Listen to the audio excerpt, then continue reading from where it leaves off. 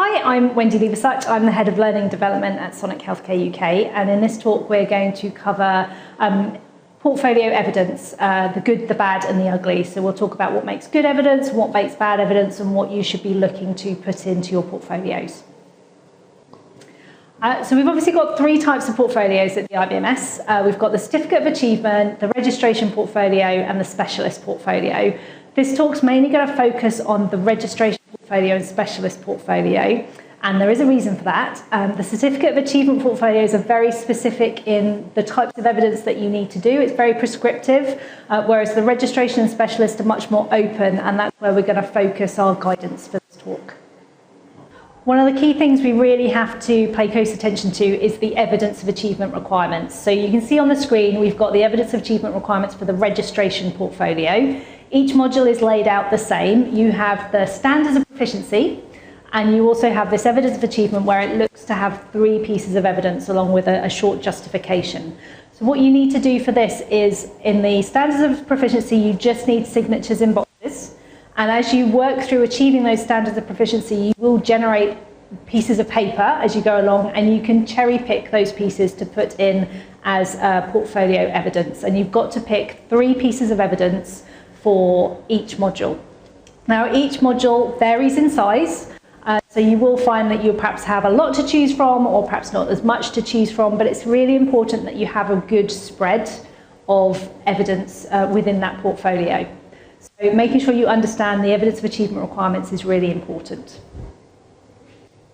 The module sizes vary, and therefore the number of standard proficiencies in each module does vary. The registration portfolio has got 105 standards of proficiency to work through, quite a lot. You won't have 105 pieces of evidence in your portfolio at the end, so it is really about cherry picking good pieces of evidence. So you want to have a good range of evidence, different types of evidence in there, and apart from one particular module where the registration portfolio specifies that you've got to have a reflective learning piece on how you've kind of like supported the end user and the patient pathway, it's open for whatever you want to choose. So what I suggest, and this is not an IBMS requirement, but this is something that the IBMS do support, is of those three pieces of evidence, have one piece that is a question and answer format. That's really good for the trainers because you can set some questions around the standards of proficiency. You can really focus on making sure that you've got the knowledge component sorted and in depth in that evidence. And then those two additional pieces of evidence are that knowledge in practice. So that is a really good model that I would recommend that you follow when approaching the registration portfolio evidence. Then move on to the specialist portfolio, and again, make sure you know what the evidence of achievement requirements are in this portfolio. It's on a similar theme, but you don't have standards of proficiency, you have knowledge and competence components for each module. And then you've got, again, three elements that you need to build into your evidence of achievement. The first box is a signature-only box, no additional pieces of paper required, but it's observed by trainer that you have worked in accordance with the relevant procedures. So that's a signature-only box. The second box is answered questions set by trainer.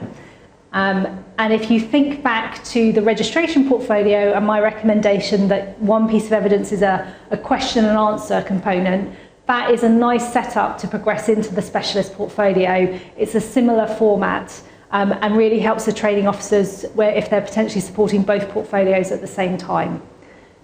You've then got this third piece of evidence, which is an additional piece of evidence, and that is the knowledge in practice component. So again, you can approach them very similarly. You can have similar types of evidence, and I think that really supports the training officers when they're working through and supporting both portfolios in parallel. So if we think about that, we've got two types of evidence. Question and answers, which really focuses on the theoretical side of the portfolio, the knowledge side, and then you've got evidence in practice. You can still approach the question and answers lots of different ways. So one of the key things you've really got to think about is you've got to pitch it at the right level. You know, you can set question and answers at all types of levels, so you've really got to understand what portfolio you're writing these questions for and making sure that the answers that are provided are pitched at the right level. Do they go into the right depth? Obviously, if it's a specialist portfolio, you're looking for a much greater knowledge depth than the registration portfolio. So that's the first thing that both you as the trainer or the trainee needs to get clear in their head of what level are you pitching this at. And that in turn helps you when you're designing the questions. We've also got different types of evidence that still fall under the umbrella of questions and answers. So you can approach that with written questions and answers. And I've been very specific, we're not talking about essays, we're talking about kind of paragraph, half a page maximum for question and answers. This portfolio is not testing your ability to write an essay, and I guarantee you, your training officer is not keen on having to mark a load of essays either. Another way you can approach it is by doing verbal question and answers. A little bit more tricky to evidence, but not impossible. And I think this is a great style to prepare you for the assessment at the end. So that's essentially what the laboratory tour is. It's a proactive question and answer session. So I think this is a really good style where you can prepare for the assessment going forward. And then you've got very familiar kind of multiple choice questions, quizzes. I find these the most difficult to do just in writing MCQs. I find it quite challenging to do, to phrase a question that, going back to my first point, is pitched at the right level. And the more in depth, the more difficult I find it is to write these questions. But then, you know, it's got to be the right level, but you don't want to turn it into a trick question. So it's kind of getting it the right that is still challenging enough for the trainee without it becoming too difficult, and it's more just it's semantics of have you got the right word in the right sentence. So key points to note when you're thinking about question and answers is the question design, and we'll have a few examples to go through as to like good questions and bad questions. But if you write a bad question, you will get a bad answer. So you're almost setting the trainee up to fail at the start. So question design is really important, and that needs to be thought through before you go any further. When you're looking at the evidence, there needs to be evidence of marking. From an assessor's point of view, they are not able to sit down and mark the portfolio. That's not what they're there for, but they are looking to be reassured that somebody has done that, and that's where your evidence of marking really comes in. So you're looking for ticks down the page, comments, all sorts of things. So that's a really important component, and if you don't have that, then that evidence will not be considered to be good evidence. And then you also want dates and signatures. You want the ownership of this evidence, and you want to know that it's current as well. The IBMS do have a time limit on the age of evidence. So at the point of assessment, you cannot have anything in your portfolio that's older than 3 years old.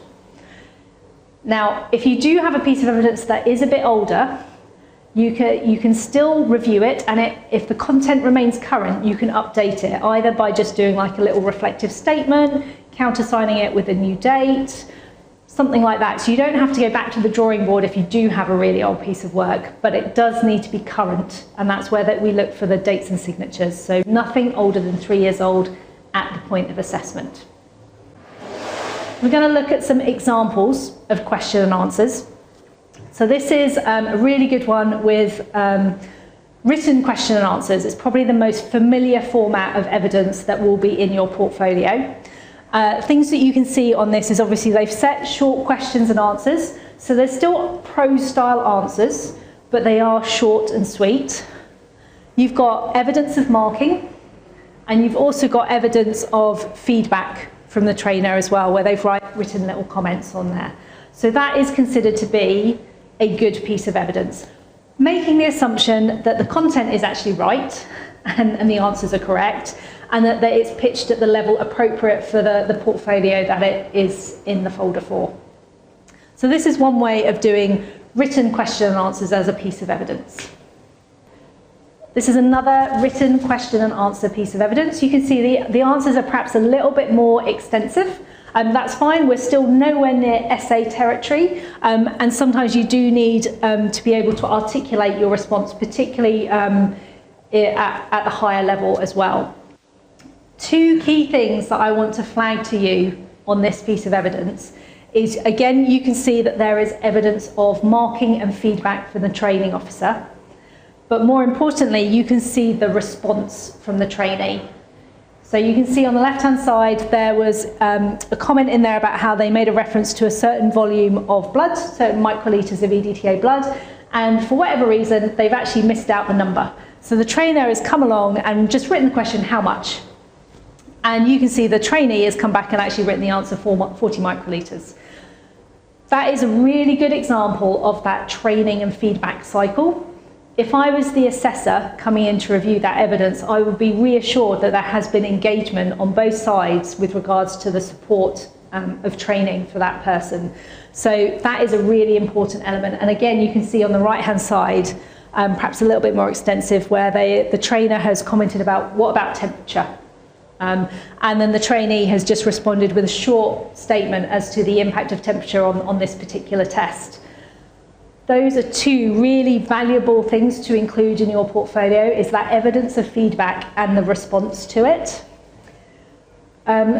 So I don't know about you, but if you are one of those people that like neat, pristine pieces of work, and I am definitely one of those people, I'm going to have to say resist the urge and try and allow a little bit of mess into your evidence.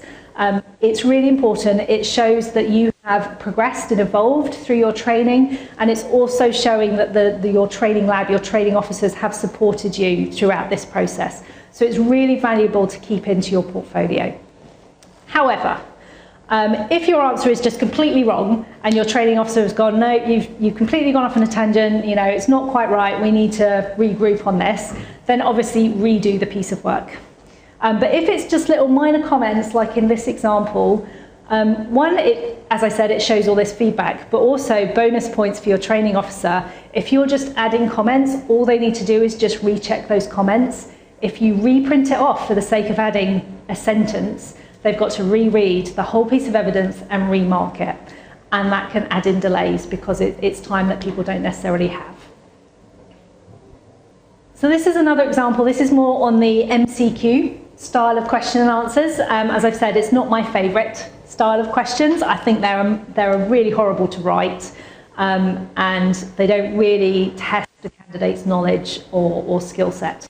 But the thing I like about this example is, I don't know if you can spy it in the first question, that the scan image is not great quality, but the first question has been posed by the trainer, and the trainee has come along, and they've obviously gone for A, scribbled it out and gone for D, none of the above, and then actually put what they think the right answer is. And you probably can't see it, but very faintly in green, the training officer has actually gone, sorry, I missed the D off the answer.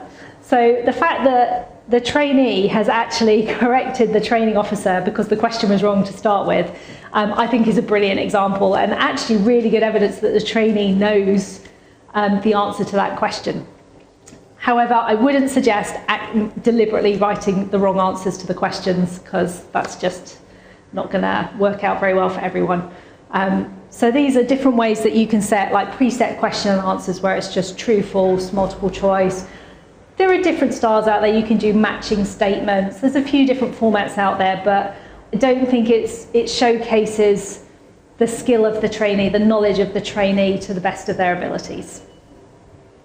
We've got another example of, again, question and answer style evidence. You can see that we've got, you know, a question posed, answer given, there's ticks along the way, there's a little comment of good at the bottom.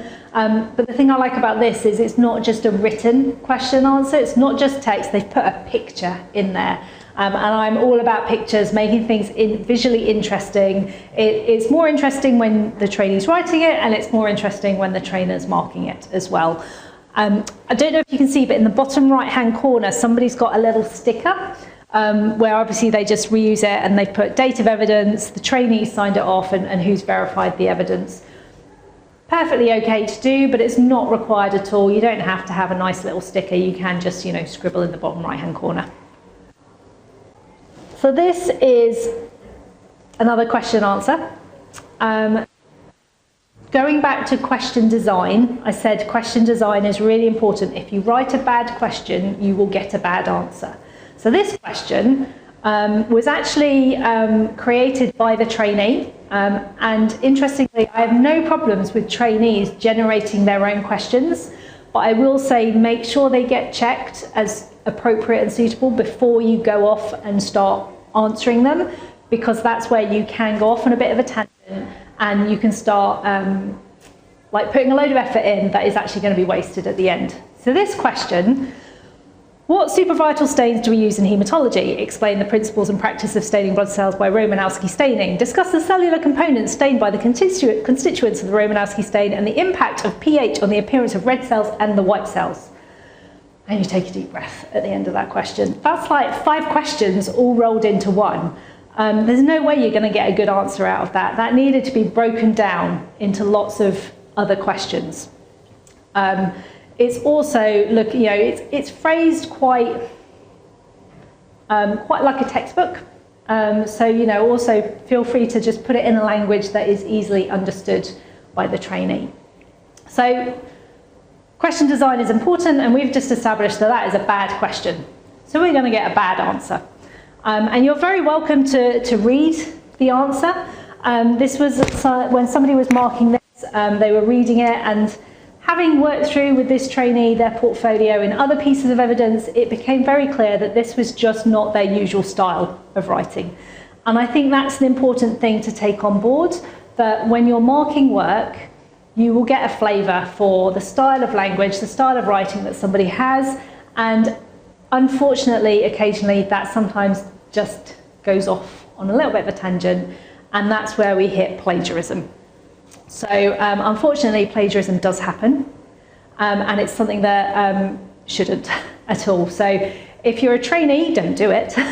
And if you're a training officer, then you're most likely to be the first person to start picking this up. If there are ever issues around that, then have an open conversation and just understand why it's happened, where it's gone wrong. And 9 times out of 10, it's because either there's perhaps been a misunderstanding, didn't really understand the subject well enough and need a bit more support, perhaps wanted to do the best version of answer possible. You know, there's different ways of approaching it. Sometimes people struggle with putting words on paper, and maybe there's a different approach you can take. But unfortunately, in this particular answer, the words in those 2 blue boxes was the answer. And it was plagiarized word for word. That entire answer was directly copied and pasted from a textbook.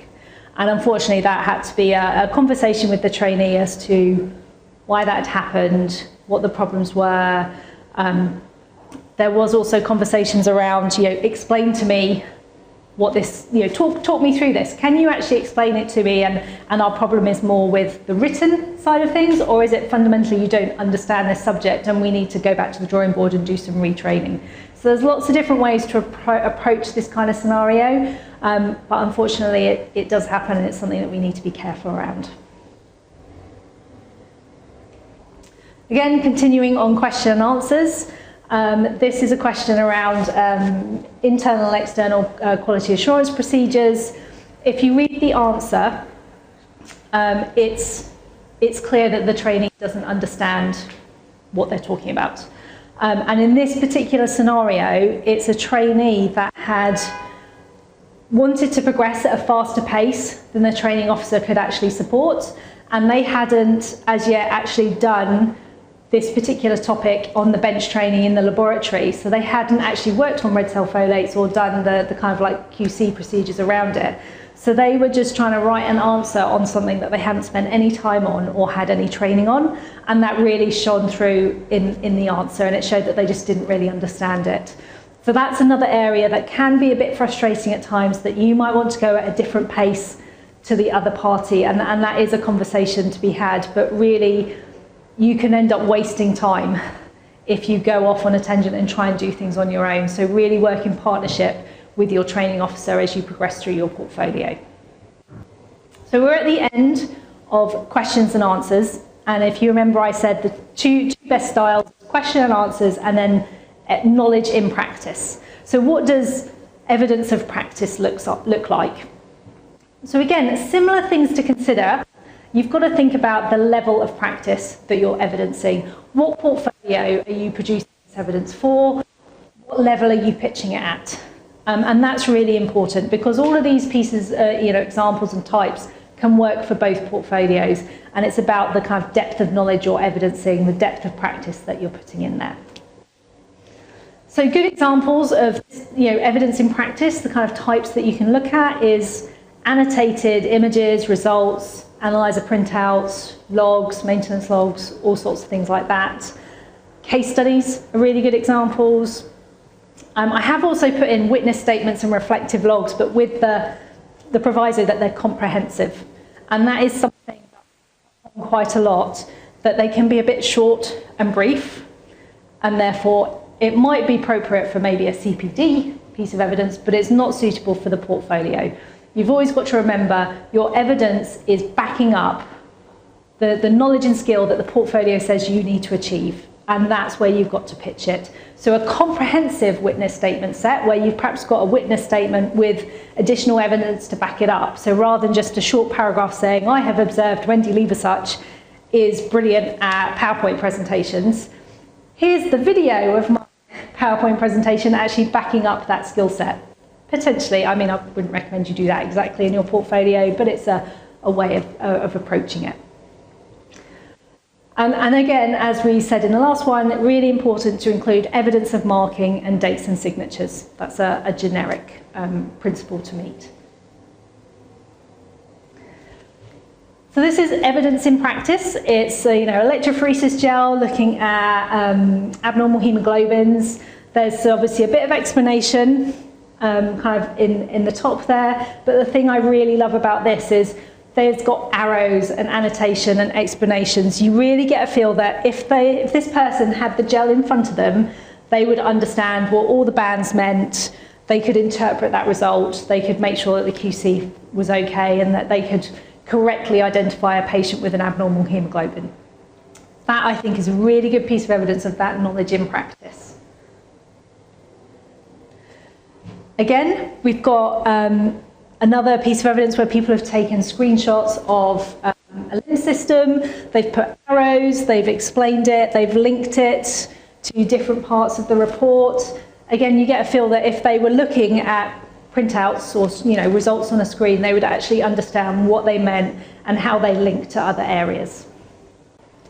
Annotated images is a really good type of evidence to put in your portfolio. And again, if you're doing anything to do with morphology, so hematology, histology, two obvious ones, if you can take photos of the images down the microscope, I think that's a really good piece of evidence. And again, label it, annotate it, put arrows there. Again, you get a really good feel that if this trainee was actually looking at a patient Kleihauer down the microscope, they would understand what they were looking at and they would be able to spot whether there was, fetal cells in that field or not. So again, another piece of evidence, they've got screenshots of, a microteater plate. They've got obviously the corresponding computer screen of it. Again, lots of arrows, lots of explanations. They know, they've explained what all the different parts of that screen is, all the different blobs on the screen. Again, you get a really good feel that they actually understand when they're looking at these images day to day in their practice, they do actually understand it. So this is another good one. You can see those blood grouping cards. They scan really well. They photocopy really well. You've got those two images. They've been labelled with their blood group, and then there's this kind of like text explanation around it. It's okay, but as we've established, I really like arrows and things pointing to things. So the thing that could have made this a really good piece of evidence is if there'd been arrows explaining what all those different wells mean. What makes it a positive result versus a negative result, what's in the wells, what reaction is happening. I think that would have lifted this evidence to actually something of, okay, I understand they're looking at this blood grouping card and they understand the reaction pattern, why it happens, and therefore what it means in their blood group. Another piece of evidence, external QC, NEQAS report. I would say that this is probably more of a registration portfolio level than a specialist portfolio level, but has potential to be a really good piece of evidence. This one is how not to do it. So this is just the front cover. So this was the only piece of paper in this kind of like piece of evidence. The front cover with that line underlined. That was it. It proves nothing. It shows no level of understanding. It shows no ability that they have understood what NEQAS is, what this report shows. My key things when somebody uses NEQAS as a piece of evidence, I want to know what was the test for, what result did you report, and therefore were you any good? You know, was it the right result or not? How are you performing against the other labs? If you can't explain that, then you don't understand the NEQAS report. So bearing in mind this is how not to do NEQAS, this is how to do it right. So you actually take the detail of the report and you annotate it, you explain it, you highlight it, and you kind of like refer to how you're performing, various things around that. And you keep going. You don't just put a single page in, you put the report in and you explain the report in detail. You can see here they've kind of like put, you know, what their results are, how they're performing against others. I could say there's even potentially more annotation that you could add to this, but there's very clearly an understanding of how these reports work and what information is available in them. So that is far better on how to approach a NEQAS report as a piece of evidence than that initial one where there wasn't really anything to it. Again, another report. I'm going to admit that I'm not entirely sure what this form is for, but it's clearly doing something, and you can see that there is explanations as to what each part of the form does and how that links to their practice. So again, really good piece of evidence. I would say that potentially this kind is probably more appropriate for a registration portfolio than a specialist portfolio. But again, you get a really good feel that if they're using that form in their practice, they understand what it means and how it works. So finally, we've obviously gone through lots of examples about how to approach it. I've kind of teased out the good things about that evidence, focusing on a few things that weren't so good about the evidence, but there are a few crucial don't do's around portfolio. We've already mentioned essays. Nobody wants to write them, nobody wants to mark them, and we're not testing your essay writing abilities. We're testing your ability to practice in the laboratory. Attendance certificates on their own are meaningless. So you're all sat watching this on YouTube or whatever. I could give you an attendance certificate for watching it, but I don't know that you actually watched it, that you were surfing Facebook whilst you were watching it. There's really no like evidence that you've actually learned something by watching something. So attendance certificates on their own do not count as evidence. If you wanted to put it in as part of a wider piece where maybe you did a reflective learning statement on what you learned and how you're going to apply it in your practice, maybe screenshots of the PowerPoint slides that you've annotated, making notes as you work through it. Something like that as a more comprehensive piece could be a better piece of evidence. SOPs, unless you're the person that wrote the SOP from scratch and actually kind of like designed that method, an SOP means nothing. So I wouldn't recommend you put it in there. If you have written an SOP, then maybe that's, what is it evidencing? Because nowhere in the portfolio does it say you need to write an SOP in this test, but you do need to know about document control and how that all works. So maybe that could be evidence of your abilities in that area, but an SOP on its own doesn't mean anything. You've got to put it into context, so that's where reflective learning statements come in, and again, building it as a wider piece of evidence. Competency records, that's an interesting one. Some people do like to put them in, and I think it really depends on the format of your competency records. Sometimes competencies will have kind of like set question and answers. Maybe you could pull them in to the portfolio, but the portfolio is not looking for a competency record. They're looking for your knowledge in certain areas and that you're able to put it into practice.